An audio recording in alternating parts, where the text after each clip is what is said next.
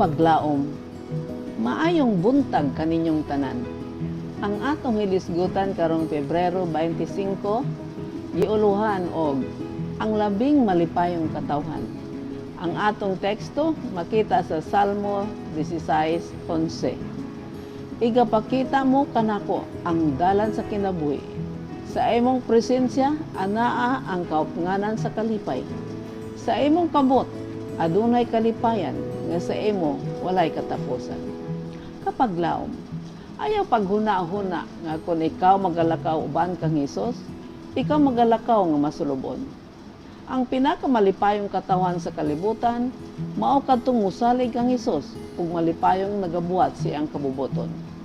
Gikan sa mga kinabuhi ni atong nagasunod kaniya, adunay kalinaw o katagbawan. Sila mahimo nga makahibalag og pagsulay og kalisdanan. Apan ang ilang mga kinabuhi puno sa kalipay tungod kay si Hesus nagalakaw tapad kanila ug ang iyang presensya maoy kahayag sa ilang agianan.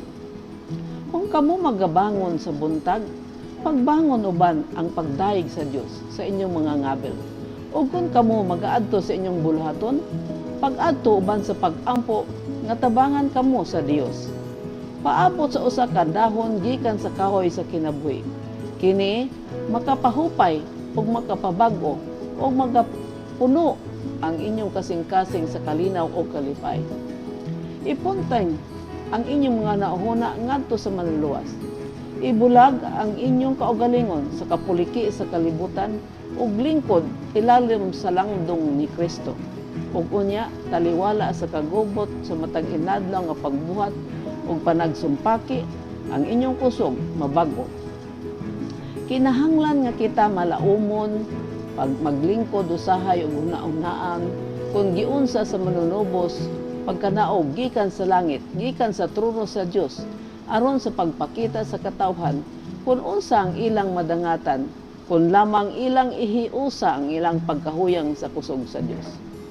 Sa dihang ilang nabag-o ang ilang kusog pinaagi sa pakigsandurot sa Dios, sila magalakaw sa ilang dalan nga malipayon ug magadayeg sa Dios sa pribilehiyo sa pagdala ug kahayag sa gugma sa Dios. Sa mga kinabuhi niadtong ilang nahibalag, ang mga langit nung manulunda nagahulat sa pakigduyog uban sa tawhanong magbubuhat aron makita sa kalibutan kung unsa ang madangatan sa mga tao kung sila makighiusa sa balaan. Kadtong nagtugyan sa ilang lawas, kalag og espiritu alang sa serbisyo sa Dios, kanunay makadawat og bag-ong lawas nun, utok-nun og espirituhanong gahom. Ang dili mahubsan nga kadagaya sa langit anaa sa ilang pagdumala. Si Kristo naghatag kanila og kinabuhi sa iyang kinabuhi.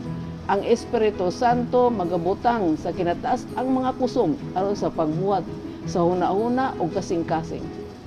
Pinaagi sa grasya nga gihatag kanato, atong madawat ang mga kadaogan nga tungod sa mga depekto sa kaniya o sa pagkagamay sa atong pagtuo, murag alang kanato kini imposible.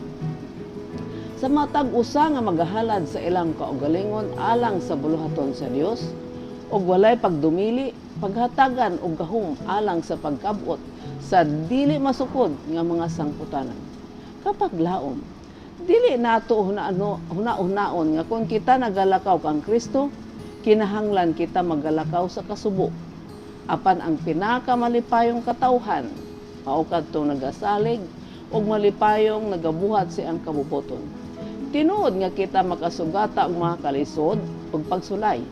Apan ang atong kinabuhi mapuno sa kalipay nga dili masaysay tungod kay siya nagauban kanato.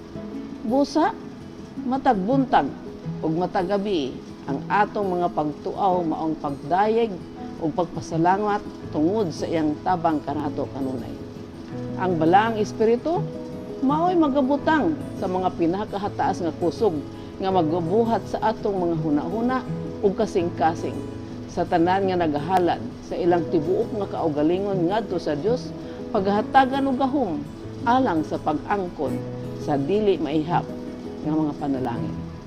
Mag-ampo kita. Diyos, ug may gugmaon namo nga man sa langit. Salamat nga aduna kami kahigayunan sa paglakaw uban kanimo. Salamat sa kalipay nga imong gihatag kanamo nga bisan taliwala sa mga pagsulay o kasakit, among mabati ang kalipay nga ikaw kauban namo kanunay. Hatagi kami Ginoo og kusog kanunay aron among makabot ang kadaugan tali sa mga panlinlas sa among mga kaaway. Sa ngalan ni Jesus. Amen.